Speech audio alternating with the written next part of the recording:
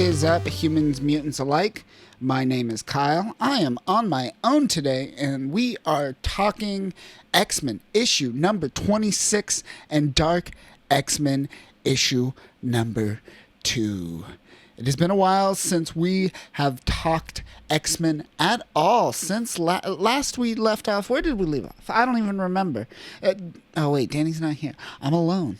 This feels so wrong without Danny. Hopefully he will return. We shall see in the future. But last we left off, we talked a little bit about our boy, Protege, the man with the God-fearing nature, believing in destiny and hope as they struggle across the desert.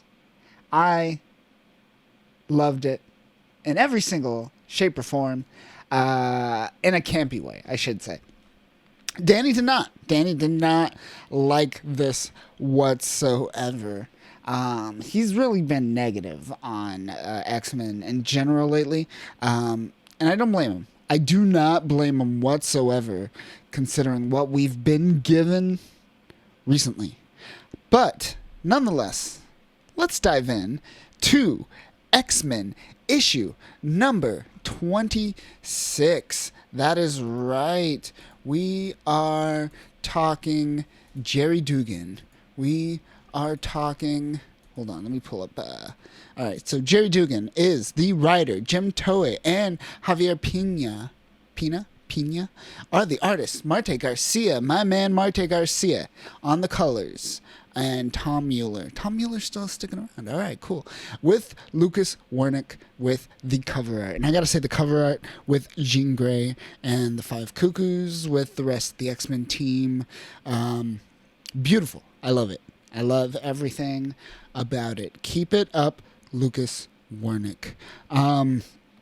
Before we dive in to issue number 26, I do want to talk about the uncanny experience that happened last weekend. I unfortunately did not get to go, but I got to make the commercial for the uncanny experience. So I'm glad my boys over there, I'm talking Chandler Poling and Chris Riley. Congratulations, as well as Dylan. Sorry, Dylan and everyone over there at X Reads and House of X podcast. Good job, guys, on their first convention. Another thing to note before we get into issue 26 is what happened last issue. I forgot. Kitty Pryde essentially is taking on her previous, I guess, mentor Ogun's kind of mentality of fuck it and let's kill them all, as Johnny Rico would say in Starship Troopers. Also, Casper Van Diem, he appeared at the Uncanny Experience podcast or convention as well. Last issue we discussed about Kitty Pryde. She kind of transformed from that girl, always kind of reserved, right? And now she's going all out. She's savage. She's willing to kill, essentially. And we're seeing a different side. And that's kind of like this visual transformation we're seeing from pirate to ninja. What do you think of that? The transformation to pirate, from pirate to ninja. I don't know. They're kind of two heads of a different coin, almost. But nonetheless, let's get into issue number 26. So we start off back at the Hellfire Gala, and we see Typhoid Mary and Kingpin and Wilson Fisk, and they're kind of living it up. They're newlyweds. Kingpin's now allowed on Krakoa because of it, and this is when the attack happens, right? And more or less, Kingpin kind of makes his escape, knowing that everyone's gonna die. We even get this moment with a ambassador where he's just all like, I'm not gonna leave, I'm an ambassador, don't you understand? I'm an ambassador, we must stay. And then it cuts to the next panel, and Kingpin is with what's her face, the White Queen. I can't think of her name because I have a mental illness that is ADHD, and I forget names so much. But he's just like, yeah, they're all dead. Of course they're all dead. But essentially, we get Emma Frost. That's her name. I remember things, people. I remember things. So we get Emma Frost, and she's just like, I hate to say this, but will you help me? And he's, yeah, of course. Kingpin's like, yeah, your enemies are my enemies. Let's do this. And we get this really cool panel of kind of Kingpin being this overbearing person, and it's just engulfing and encompassing Emma Frost a little bit, and it's great. It's great artwork going on here.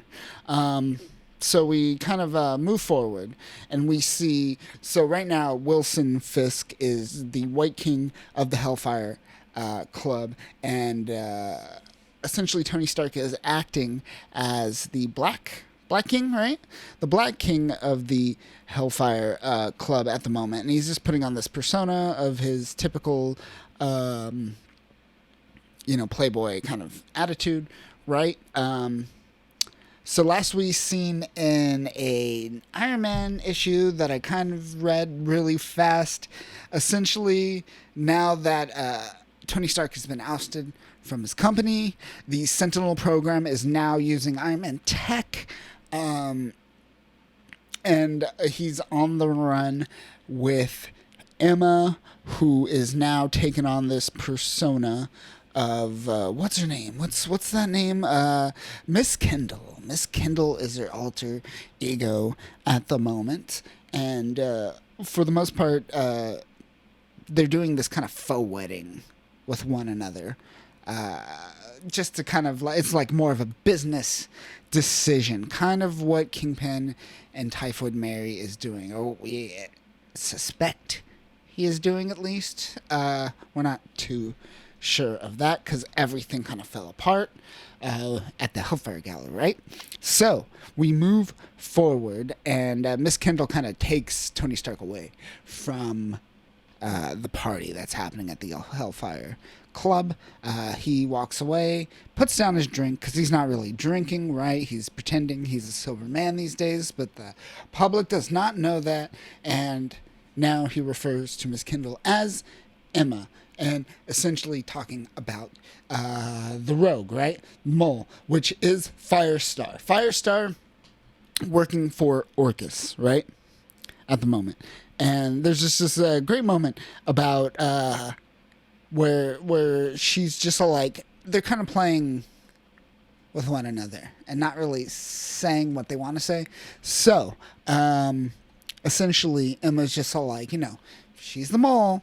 Tell her she's been targeted as a rogue mutant assassin who she has no hope of surviving. If she is not the mole, then I'll go fetch and earn from the basement. And Tony Stark's just like, got it. I'll make a call, essentially. So yeah, this is kind of this moment where they're like, Firestar, everyone at the moment. So Firestar, to call back to the Hellfire Gala, Jean Grey's, upon her death, she planted the memories that Firestar was actually a double agent working for Orcus. And this is to allow Firestar to get closer to Orcus and to figure out and gather information. The bad side of this is that every mutant thinks that she's a turncoat, that she's a betrayer of the mutant kind, of mutantdom and whatnot. So yeah, Tony Stark knows about this. She makes some calls. Then we go to Miss Marvel as a mutant now, doing nothing, literally doing nothing, saving like a random mutant. But she has no purpose whatsoever in these stories. They pumped her up. If you're going to pump her up, give her something to do. And you're not giving her anything to do at all. And everything about her new design, the artists are doing their job. She looks great. She looks amazing. But I need more agency from her. If she's going to be a mutant, make her a mutant. Don't just tell me she's a mutant. Have her do something more than just like help this random person with alopecia that gets beat up. Literally. So outside of that small story with Kamala Khan, we move on to Kitty Pryde herself. Kate Pryde as a ninja. She's going on Orcus, and she kind of takes this ship, right? And she kind of hops onto Orcus. She phases through, and she right when she gets on, she's detected. Everyone notices her. She knew she would be detected. She's running. She's just going for it at this moment. And the alarms are going off. We see Firestar kind of prepping herself. She was warned by Stark because, the conversation we just had. She probably would have left earlier if she got an early warning. This is kind of like her inner monologue at the moment. Meanwhile, we get to see Kitty Pryde doing some crazy ass phase shift murders. I'm going to call them phase shift murders. So she's running towards two Orcus agents. She just phases like off a guy's head. I assume she like phases through it. Then like in chunks kind of materializes, so it like cuts the head off. How do you think that works? Is she materializing within it, or is she patternly? I feel it. You know what? It's the Fibonacci sequence of phasing and unphasing. I called it. All right, we did it. Let's move on. But yeah, these murders are great. I love it. I love seeing Kitty Pryde. And the one where essentially what she does is she punches another agent. She grabs him by the foot. And she's on this like glass that's looking out into space. She phases him through the glass halfway and then materializes him and cuts him off. And then like half of his upper torso is essentially drifting off into space. And it's beautiful. Well done, artists. I love it. I love it. Everything about that is great. It's beautiful. It's beautiful. Give me more of Kitty Pryde murdering people. But we get this moment where Firestar's freaking out. And then in the background, we kind of see Kitty Pryde. She phased out of the ship and went around and essentially phases through the glass and kicks Firestar in the back of the head. And this is the point where Firestar essentially goes into her Firestar form, and she essentially has that makes her fire. So she's a material as well. So, but both of them are having like a phase off essentially at this moment. And this is where Firestar's kind of like, no man, you got to believe me. Jean Grey kind of put these memories in and whatnot, and we get this moment where they're just kind of going back and forth, and she's just like, that's kind of the most Jean Grey thing I've ever heard. You're right. Okay, I believe you. And it's great because Kitty wouldn't know this. But they did build her up to seem like she was going to murder Firestar, right? She was going to murder her. There was no doubt about it. Like, the way at least Dugan wrote it earlier, it felt like he was priming and prepping to murder Firestar with her. But he's just like, no, here we are. Yeah, I believe you. All right. But here's what I'm going to do. I'm going to, like, beat you up some more. And then, I'm going to go and I'm going to go figure out some stuff. And she's like, wait, tell me some information. And she's just all like, I believe you, but I'm not giving you all the pieces because why would I give one person all the pieces? That's one single point of failure. I rather have you have a little piece, Emma have a little piece. If everyone has a little piece, it's harder to piece the pictures. Piece the pictures? Yeah, because it's a puzzle That is this metaphor that I'm trying to say. That is the X-Men Underground Network. Yes. All right. We got there. Cool. But yeah, so she punches him up and she's like, just make sure no one comes after me. And even then she's like, no, you're supposed to be the enemy. So use this as a time to train. People are going to come and murder you. Make it seem real. And that's a pretty badass moment from Kitty. Make it seem real. I'm going to punch you. All right. Peace. Good luck. I believe you. And yeah, she just bails. She bails through the portal. Because she portals now. That's what she does. So Emma goes to meet up with Kitty. And this is kind of where they kind of talk about Firestar and all that situation. They kind of talk about that. And then they're like, all right, cool. But what about Scott? Because no one knows what's going on with Scott, which was also in the last issue of X-Men, I think. Yeah. Where we had Club Sinister or Dr. Stasis, whatever you want to call him. He's like, he sewed his eyes shut, his mouth shut. No, just his eyes shut, and is kind of torturing them somewhere in some Orcus facility, ? So no one knows what's going on with Scott at the moment. But Emma kind of is like, well, I'm going to go do some stuff with Stark. You go figure some stuff out. And that's kind of where we get Fei Long. Fei Long's the one that's kind of in charge of Stark Industries currently, and is the person who is the reason why we have Stark Tech on the Sentinel program currently. So while Fei Long kind of pops up, we get Stark kind of taking Emma away at the moment. Miss Kendall. She's in Miss Kendall disguise. And this is when they're kind of like arguing a little bit. And her ring is the thing that kind of hides her disguise. And she takes it off. When she takes it off, like, there's this moment where Stark gets a hold of it, but then Emma knees him in the nuts. So then when Fei Long comes in, it looks like they're proposing to one another. And because of this, we get this moment where Emma it's just like, I'm in this thing, kind of caught up.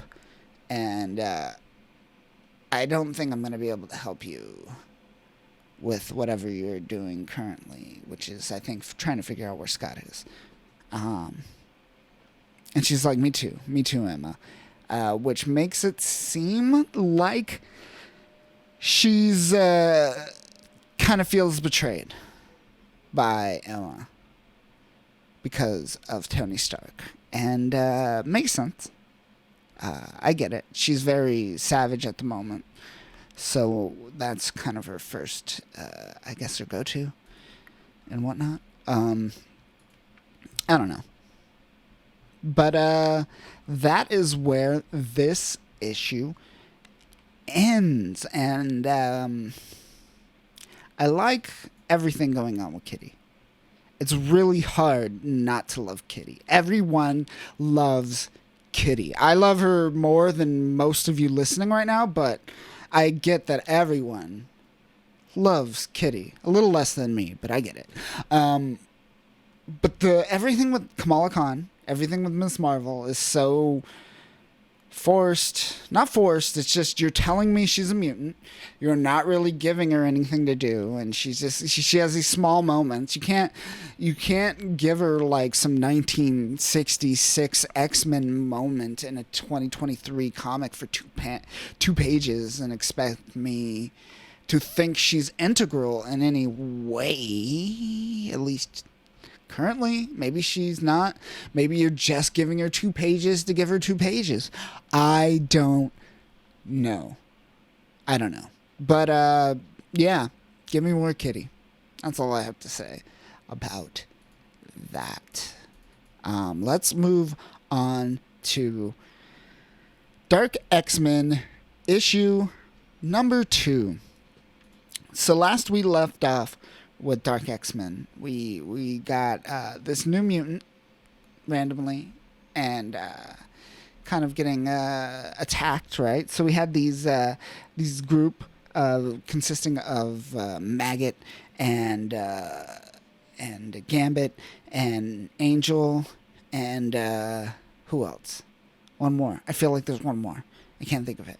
But they went and they tried to save. They tried to. Oh, we got and we got God damn it, Havoc. There we go, Havoc, and essentially Havoc got badly injured, and Archangel. Is it Angel? Yeah, Archangel. Sorry, Archangel was essentially he died. They bailed. They're all like, let's not leave without Angel, and they're like, nah, he's dead. He's gone. So they bailed.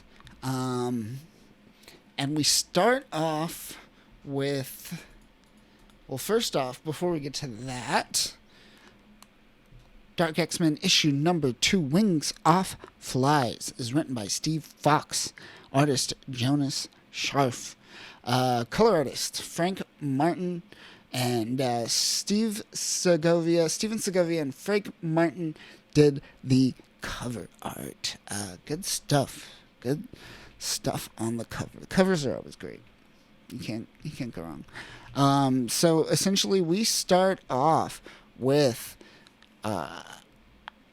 this kind of backstory of Madeline Pryor and her life and how she, across multiple universes, she's always fought and survived against X-Men and whatnot. And we see her kind of menacingly, or at least we see this Goblin version kind of menacingly kind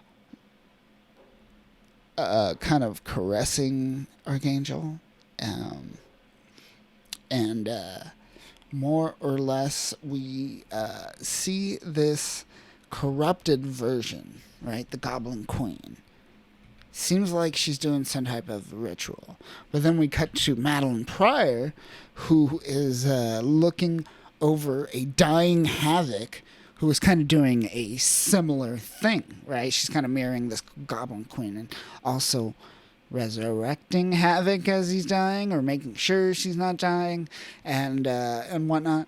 And yeah, we get this moment where essentially Gambit comes in, let her work, she lets him work. Everyone's kind of just bickering with one another, more or less. Maggot's just all like, you left fucking Warren, fucking Archangel and whatnot. And Astra's just like, no, man, he was gone. Come on, just let it be. Everyone's like, just let it be. And we get this girl, right? This new mutant girl. Just kind of hanging out in the corner, right? And while that's kind of happening, we get the parts of Albert. Remember, Albert, the robot version of Wolverine. They kind of have all those parts. They're just dragging them in at the moment. And there's just chaos happening in this world of X currently. Whatever this team. What would you call this team? The Dark Team? Dark X-Men, yeah. I'm an idiot. Of course, it's called Dark X-Men. The team's called Dark X-Men. It's called Dark X-Men. Come on. All right. So we move on. We get Madeline Pryor and Havoc. Havoc's alive, right? Everyone's looking at him, and this is where we kind of get the introduction of Carmen Cruz, who is this new mutant, and she goes by Faint. She used to go by Gimmick, but she wants to go by Faint now, and everyone's like, all right, Faint, let's do this, right?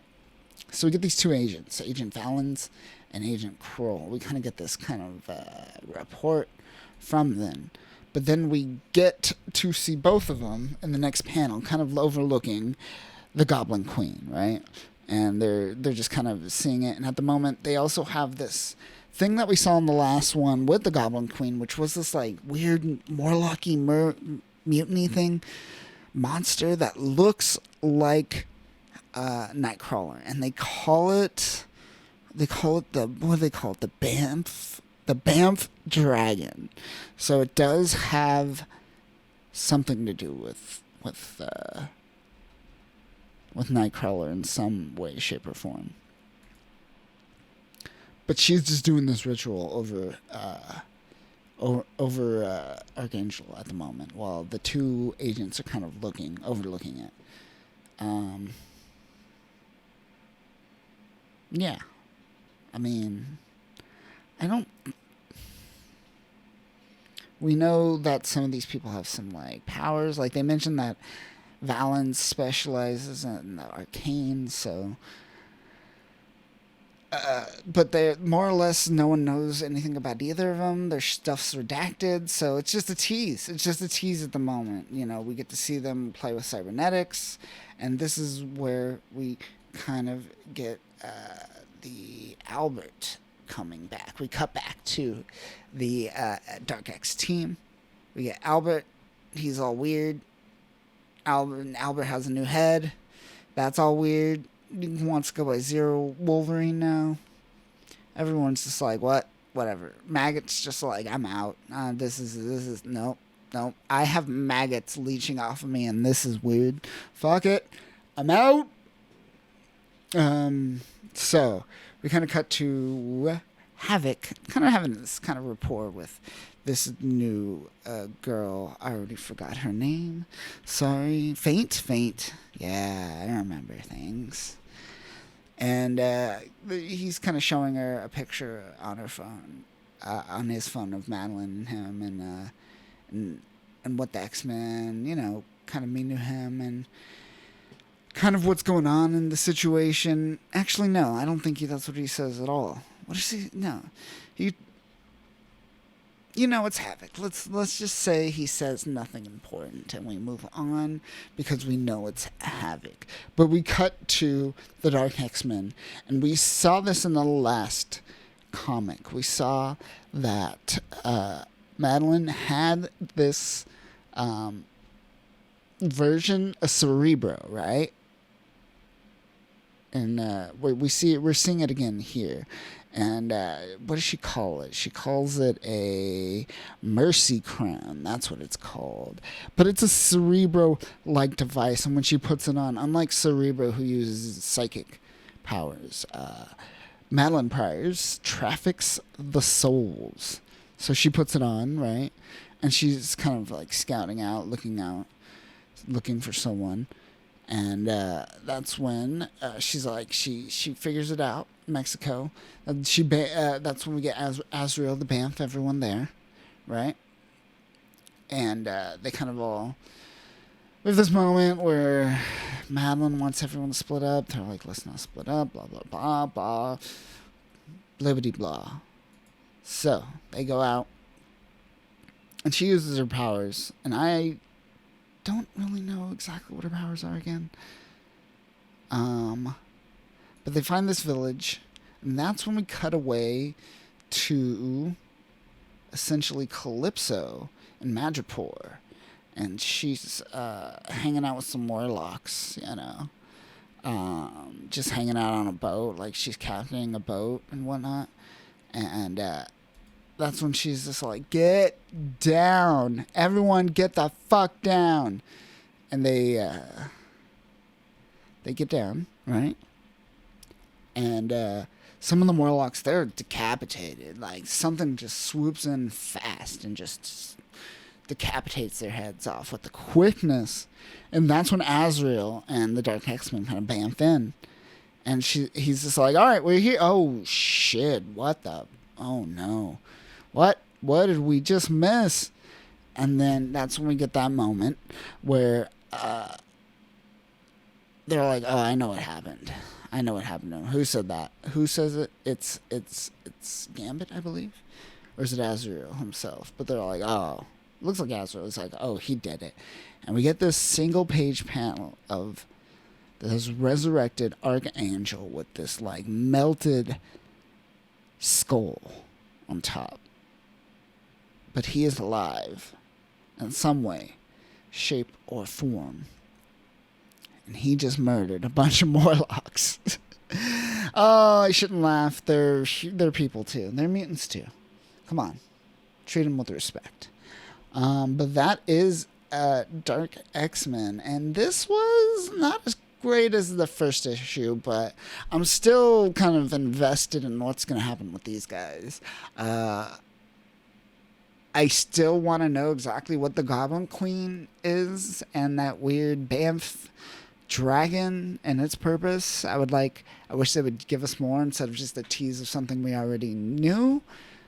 You always give me something new. That's something I appreciate, but I understand comics is all about kind of repeating yourself a lot. So I don't judge it as harshly. But yeah, that is it for this issue. I believe what's coming, we get some Wolverine stuff happening, Mortal X-Men, some X-Force. I know the X-Men Red stuff and the mutant Civil War happening on Arakko is kind of segregated to what's happening here, so I'll probably do something separate with that and eventually catch up and just do it all in kind of like 1 or 2 videos or podcasts. And yeah, we'll go from there. But yeah, more X-Men to come and hopefully some guests to come. I know a lot of people. I'm a person. I know people. We can make something happen. But that will do it for this week's episode.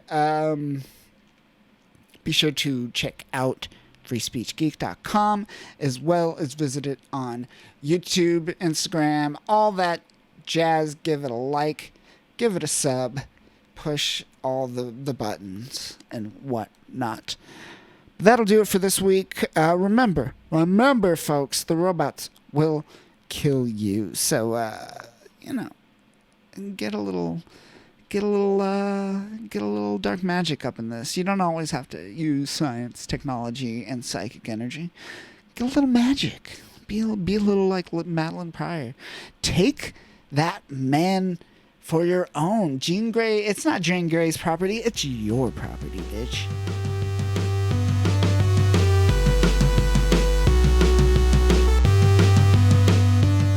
Thanks for listening, humans and mutants alike. If you like this podcast, be sure to check out Podcast of X Classics, which are currently being uploaded daily on YouTube. These are backlogged issues of Podcast of X that have never been uploaded on YouTube. So if you haven't given them a listen, go check them out. And be sure to check out freespeechgeek.com.